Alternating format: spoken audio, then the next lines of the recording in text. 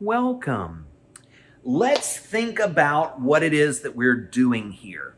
We are trying to feed our families and feed them better than you do right now because let's admit you just don't cook as well as I do. And that's no problem. You don't do it for a living and I do.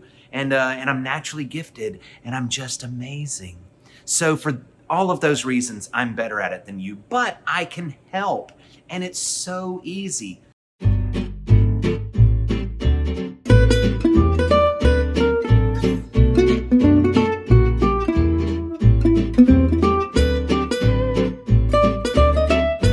So I chose the humble green bean.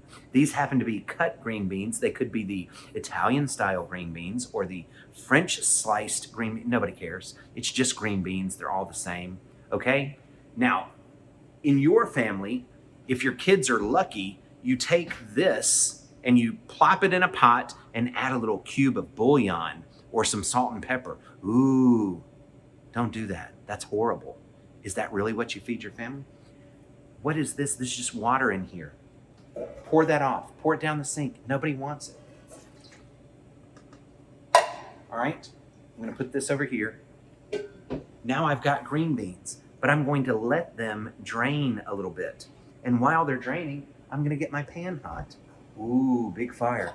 Let's talk about hot pans, all right? Let your pan get hot.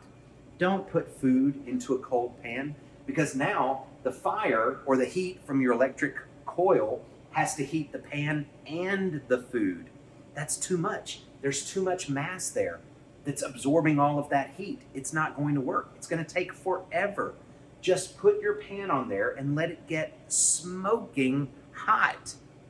But Mitchell, I heard that the nonstick coating is bad if you get heat. If the heat's too high, it releases a gas that's bad for it. Has anyone ever died from cooking with a nonstick skillet that's too hot? Do you know anybody? I don't know anybody. Get your pan hot. Okay, you don't know, but there was a crazy noise over there, so we cut, but here I'm back. It's like when you cook milk. Get your pot on the stove and get it blazing hot before you pour your milk in. Because then your milk's gonna go, it's gonna try to escape the bottom of that pan, and it's gonna pop up, but it's going to absorb the heat from the pot. And it's going to get hot really fast without worrying about sitting there and stirring it so it doesn't scald.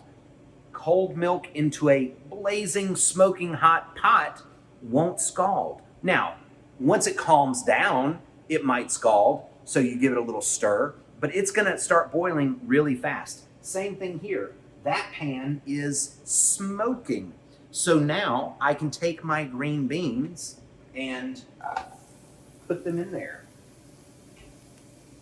I've also got some sesame oil and some garlic. I'm not gonna use the garlic yet, but the sesame oil I am gonna use. Do you have to use sesame oil, Mitchell? Ooh, look at that.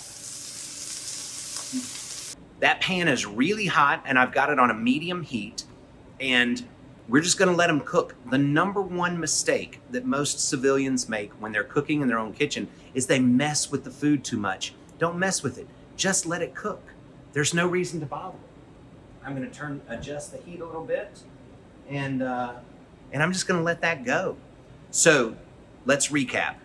Drain your green beans, get your pan really hot, toss in the green beans, saute the green beans, pour a little oil on the green beans, a little salt and pepper, toss them through.